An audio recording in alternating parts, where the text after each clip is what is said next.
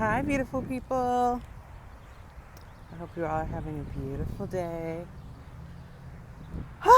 I was going to do this video in the house sitting down, and then I was like, it's too beautiful outside. I need to be outside. I also took a fat nap before this, so I was like, let me get up out of this house and get out into nature. So here I am. But I just wanted to get on here and bring up something that I have been thinking about lately. It's been on my mind. It just keeps coming up. And then I had a friend of mine that I was talking to, and she was like, she said the word radical self compassion. And I was like, oh, okay, cool. I'm gonna come on here. I got you. But I just have been saying this to myself, and I actually like researched what it meant because I'm like, why does it keep like coming up for me? And radical self-compassion to me looks like showing yourself so much grace times 1,000. I have been using radical self-compassion to help me get through times of self-doubt, insecurity, questioning my purpose, going through transformation, and life in general, spiritually, mentally, emotionally, physically, and just having experienced some loss this year. So much has been happening and shifting and for the better, and also some like painful things, at the same time. But I'm always going back to how can I show myself radical compassion in this moment, radical self compassion, so that I can keep going. That inner critic, the part of the mind that just gets to yapping, gets to going when you make a mistake, when you say the wrong thing, you feel like you did the wrong thing or wrong. You showed up in a way that you didn't feel good, or like in integrity.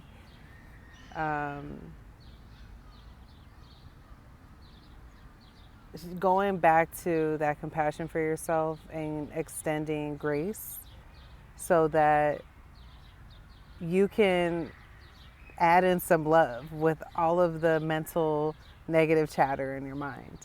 Because we've gone many years, and many of us have grown up with either people saying things to us and we internalized it, society, the subliminal messages we take in every day. It took us many years to get here and create that chatty patty brain, and we need something to give us some cushion to help us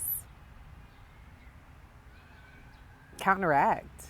And even if it's not counteracting, it's not even like a really resistance. It's saying, hey, I know you're here, but I'm going to add some love into this conversation too. And I'm always going to go back to love for myself and loving myself, even if the thought before this was I hate myself, or why did I do that? I suck. Like I can never do anything right. I'm this, I'm that, I'm this. Always injecting love and compassion right back into yourself. Because at the end of the day, we can shit talk ourselves to get through something. That's survival mode. I've done it many years. But just what that does to your psyche, what that does to your confidence, your self-worth, your self-esteem, your love for yourself, how you move out in the world, what your standards are for other people and how they can treat you or not treat you. Y'all, there's a bee right here. Child, they be loving me. Come on now. I know they won't hurt me if I don't like swat them and stuff, but but it's really about, that bee just messed me up, but it's really about adding in that love back to yourself and creating some cushion for when those thoughts do come up and want to be negative or talk down on you internally. You're able to give yourself love in those moments, because at the end of the day, shit talking ourselves and got us here, and some of us doing well, doing our thing, doing the best we can. But imagine what it could do, what you could see and where you could potentially go if you started speaking life and love into yourself, is what I'm saying. And I really was not trying to make this a long video, but I can't help it. I talk for a while. I like to talk. But just some ways that you can do this is when you hear a negative thought come up, when you make a mistake, when you do something that you feel was embarrassing, or you do something you feel, I have to get that light, hold on. Somebody says that you fucked up, you get cut off. Somebody says you're stupid, you suck, you're ugly. Inserting a moment, a pause. And going in and giving yourself grace and compassion. Tell yourself you love yourself. Even if you're not fully feeling in that moment, say it to yourself. It could also show up in actions. Go for a walk. Move your body, dance, sing, call a friend, talk to your therapist.